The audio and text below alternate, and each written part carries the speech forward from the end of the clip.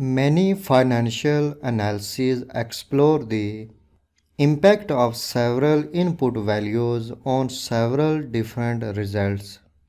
Because data tables are limited to two input cells, I must create a scenario to perform a what-if analysis with more than two input cells.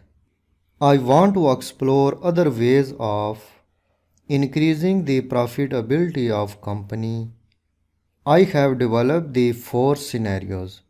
Status scenario assumes that the fixed expenses, unit sold and unit prices remain unchanged for the coming year.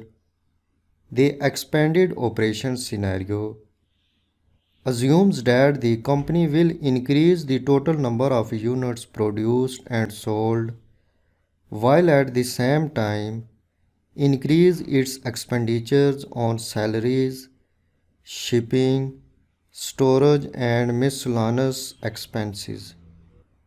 The reduced operation scenario foresees a downturn in the economy with fewer units produced and sold, accompanied by lower fixed costs for all categories. First, I define names for the income statement values. Select the cell references range, press Ctrl key, then select the cell references range. Hold down Ctrl key, select the cell references range.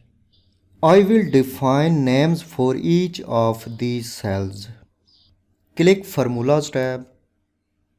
In Defined Names group, click Create from Selection. Check the left column box. This box is already checked. Click OK. The cell values in column D are named using the labels in the corresponding cells in column A.